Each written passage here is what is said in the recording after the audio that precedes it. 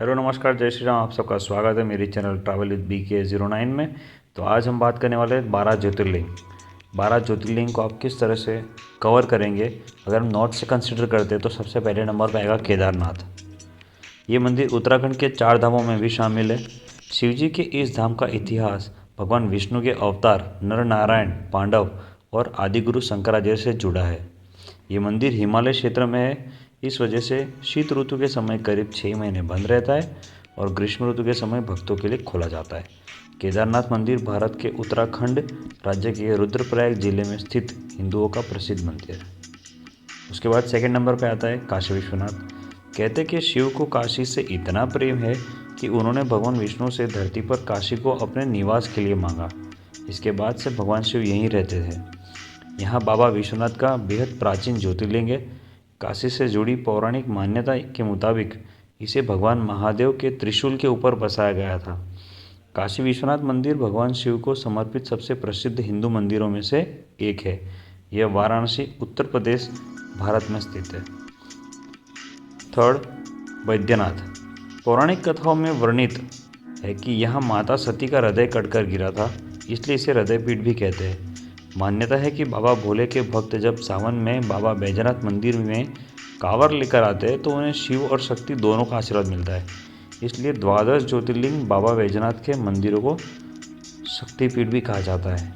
बाबा बैजनाथ धाम झारखंड के देवघर में।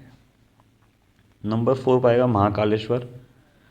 राक्षस के अत्याचारों से पीड़ित होकर प्रजा ने भगवान शिव का आह्वान किया, तब उनकी भक्ति से प्रसन्न होकर भगवान शिव धरती पर महाकाल के रूप में प्रकट हुए और राक्षस का वध किया।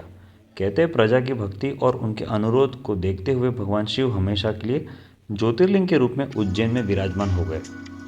महाकालेश्वर मंदिर मध्य प्रदेश के उज्जैन में है। नंबर 5 पर है ओमकारेश्वर। ओमकारेश्वर ज्योतिर्लिंग से जुड़ी कथा है अनुसार यहाँ राजा मांधाता ने इस पर्वत पर कठोर तपस्या कर भोलेनाथ को प्रसन्न किया था। परिणाम स्वरूप राजा मांधाता ने कहने पर भोलेनाथ शिवलिंग के रूप में यहाँ विराजमान हो गए। तब से ये पर्वत मांधाता पर्वत कहलाने लगा। कुबेर देव ने भी यहाँ शिव को अपनी तपस्या से प्रसन्न किया था। यह मध्य प्रदेश के खंडवा जिले में स्थित है। यह नर्मदा नदी के बीच मांधाता या शिवपुरी नामक द्वीप पर स्थित है। उसके बाद नंबर 6 पे आएगा कृष्णेश्वर। गुष्मा ने शिवजी से प्रार्थना की थी कि लोक कल्याण के लिए वो इसी स्थान पर हमेशा के लिए निवास करें। शिवजी ने गुष्मा की दोनों बातों मान ली और ज्योतिर्लिंग के रूप में प्रकट होकर वहीं निवास करने लगे। शिव भक्त गुष्मा के आराध्य होने के कारण ही इनका नाम घुश्मेश्वर महादेव पड़ा। इसे कृष्णेश्वर के नाम से भी जाना जाता है। कृष्णेश्वर ज्योतिर्लिंग महाराष्ट्र के औरंगाबाद के पास दौलताबाद क्षेत्र में स्थित है। इन्हें घृष्णेश्वर के नाम से भी जाना जाता है। उसके बाद आएगा भीमाशंकर। महादेव ने जिस स्थान पर भीमा का वध किया वह स्थान देवताओं के लिए पूजनीय बन गया। सभी ने भगवान शिव से उसी स्थान पर शिवलिंग रूप में प्रकट होने की प्रार्थना की। भगवान शंकर ने देवताओं की यह अर्जी भी मान ली और उसी स्थान पर शिवलिंग के रूप में प्रकट हुए। तभी से इस स्थान को भीमाशंकर के नाम से जाना जाता है। भीमाशंकर मंदिर महाराष्ट्र में पुणे से करीब 100 किलोमीटर दूर स्थित सह्याद्री नामक पर्वत पर है। यह स्थान नासिक से लगभग 120 मील दूर है। नंबर 8 पर है त्र्यंबकेश्वर। भगवान शिव ने गौतम ऋषि से वर मांगने के लिए कहा, तब महर्षि जी ने देवी गंगा को इस स्थान पर प्रकट होने का वरदान मांगा। लेकिन इस पर माँ गंगा ने यह शर्त रखी कि यदि भगवान शिव इस स्थान पर रहेंगे तभी वह यहाँ रहेंगी। इस शर्त को मानते हुए शिव ने त्र्यंबकेश्वर ज्योतिर्लिंग का रूप धारण किया और वह यहीं पर बस गए। श्री त्र्यंबकेश्वर मंदिर महाराष्ट्र के नासिक से लगभग 28 किलोमीटर की दूरी पर ब्रह्मगिरी नामक पर्वत के पास स्थित है, जहाँ से गोदावरी नदी बहती है। 9 नंबर पर है सोमनाथ।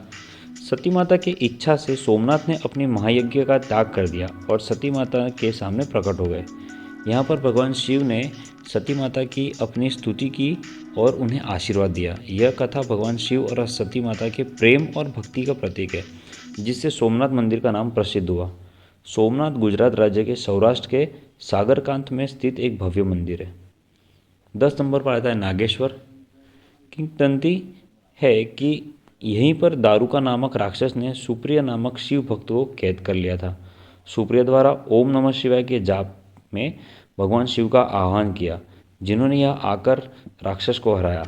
यहाँ एक स्वयंभू शिवलिंग प्रकट हुआ था और आज भी इसकी पूजा की जाती है। गुजरात राज्य के भीतर ही दारुकावन क्षेत्र में स्थित ज्योतिर्लिंग को ही नागेश्वर ज्योतिर्लिंग कहा जाता है। 11वें नंबर पर मल्लिकार्जुन। जब कार्तिकेय पृथ्वी की परिक्रमा कर वापस आए और गणेश जी ने जब यहीं पे माता पिता के परिक्रमा कर कर बता दिया कि दुनिया यही है और वो जीत गए, तो ये चीज़ देखकर वो चौंक गए। गुस्से में विशाल पर्वत की ओर चल दिए। कार्तिकेय को मनाने के लिए माता पार्वती भी पर्वत पर पहुंची। इसके बाद भगवान शिव ने वहां ज्योतिर्लिंग के रूप में प्रकट होकर अपने दर्शन दिए। तभी से शिव का वहां ज्योतिर्लिंग मल्लिकार्जुन ज्योतिर्लिंग के नाम से विख्यात हुआ। आंध्र के कृष्ण जिले में कृष्णा नदी के तट पर श्रीशैलम पर्वत पर श्री मल्लिकार्जुन विराजमान है। 12वें नंबर पे लास्ट में है रामनाथ स्वामी। पौराणिक कथा के अनुसार भगवान राम जब 14 वर्ष का वनवास पूरा करके और लंकापति रावण का वध करके माँ सीता के साथ आए, तो ऋषि मुनियों ने उनसे कहा कि उन पर ब्राह्मण हत्या का पाप लगा है। इसलिए इस पाप से मुक्त होने के लिए रामेश्वरम में स्नान करके साथ शिवलिंग स्थापना का विचार किया। रामेश्वरम तमिलनाडु के रामनाथपुरम जिले में स्थित है। तो वैसे ये थे हमारे 12 ज्योतिर्लिंग, और ये इसकी सीरीज़ अगर आप नॉर्थ से स्टार्ट करते हो तो इस तरह से 1 बाय 1 आपका जो है साउथ तक की पूरी ये कवर हो जाएंगे सारे के सारे। तो गाइज़ वीडियो पसंद आया तो लाइक करो, शेयर करो, सब्सक्राइब करो। जय हिंद।